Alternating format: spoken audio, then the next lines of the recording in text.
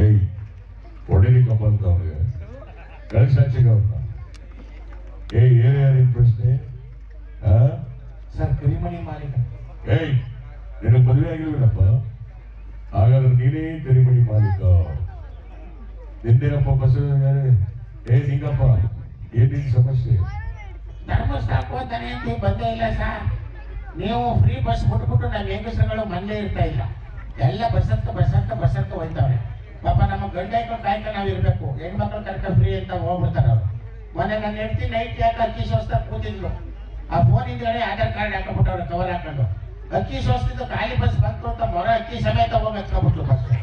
5 ರೂಪಾಯಿ ಕೊಟ್ಬಿಟ್ಟು ಹೋಗಿ ಊಟ ಮಾಡೋದು. ಪಾಪ ಹೆಂಗಸರು ಎಲ್ಲಿಗೆ ಹೋಗ್ತಾರೆ?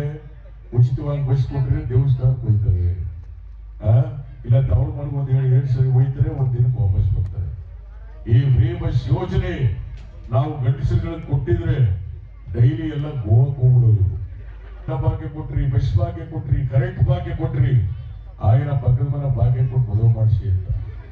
ಈಗಲೇ ಗ್ಯಾರಂಟಿ ದುಡ್ಡಿಲ್ಲ. ಇವರು ಹೇಳುದು 7,000 6 ತಿಂಗಳು ಬಂದಿಲ್ಲ ಅಂದ್ಬಿಟ್ಟು ಒಂದು ಆಜ್ಞೆ ಕಟ್ಬಿಡೋದು.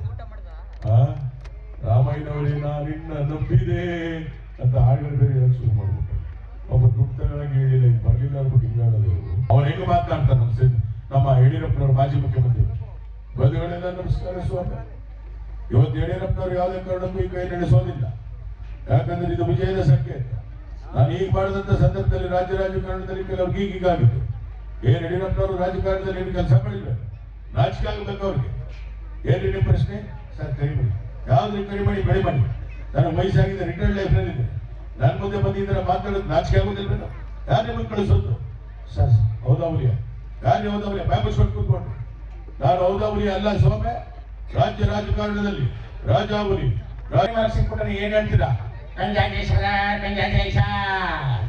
ಪಾಪ ಲಾಟ್ರಿ ಹೇಳ್ಸೋದು ಕರಿಮಣಿ ಮಾಲೀಕ ಸಿಕ್ಕಿದನ್ರಿ. ನಮ್ದೇ ಸರ್ಕಾರ 24 hours ಅಂದರ್ ಮಾಡಿದೀವಿ, ಹೊಯ್ತಿದೀವಿ, ಚಪ್ಪಾಳೆ ಕಟ್ಬಿಟ್ಟ ಅಂತ ಇವತ್ತು ಹೇಳಿದ್ರು.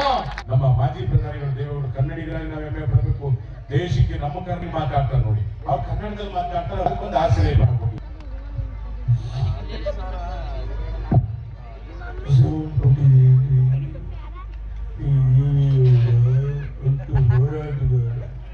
ರಾಜ್ಯದ ವಿಷಯದಲ್ಲಿ ನಿದ್ದೆ ಮಾಡಿಲ್ಲ. ಹಣ ಪಿಜ್ಜಾ ಬರ್ಗರ್ ತಿನ್ಬೇಕಂತೆ. ಯಾರಿದು ನಾನ್ ಸೆನ್ಸ್ ಬಿಕಾಸ್ ಟಿವಿ ಒಬ್ಬ ಮಾಜಿ ಪ್ರಧಾನಿಗೆ ಪಿಜ್ಜಾ ಬರ್ಗರ್ ತಿನ್ನಿ. ಯಾರೊಬ್ಬರು ಬೇಜಾರು ಮಾಡ್ಕೋಬೇಡಿ. ಪಿಜ್ಜಾ ಬರ್ಗರ್ ಹೇಗಿರುತ್ತೆ? ಖಾಲಿ ದೋಸೆ ಮೇಲೆ ನಾಯಿ ವಾಂತಿ ಮಾಡಿ ಜಂಕ್ ಫುಡ್ ತಿನ್ನಬೇಡಿ, ರಾಗಿ ಮುದ್ದೆ ತಿನ್ನಿ. हम सब भारतीय है भाई और बहनों। भारत देश में भाषा ने, धर्म ने भारत है। एक भारत श्रेष्ठ भारत, एक भारत स्वच्छ भारत, सबका साथ, सबका विकास। देवेगौड़ा जी ಒಟ್ಟಾಗಿ ಹಿಂದಿ ಅರ್ಥ ಆಗಿಲ್ಲ, ಸ್ವಲ್ಪ ಕನ್ನಡದಲ್ಲಿ ಮಾತಾಡಿ. ಎಲ್ಲ ಚಿನ್ನಗಯ್ಯನ ಕೊಪ್ಪಲು ಶ್ರೀ ಶನೇಶ್ವರ ಸ್ವಾಮಿ ಜಾತ್ರಾ ಮಹೋತ್ಸವಕ್ಕೆ ಆಗಮಿಸಿರುವ ಭಕ್ತಾದಿಗಳಿಗೆ ನಿಮ್ಮ ನರೇಂದ್ರ ಮೋದಿ ಅವರ ಶುಭ ಕಾಮನೆಗಳು. ಬಾಯಾಳ ಬೆಹಣ.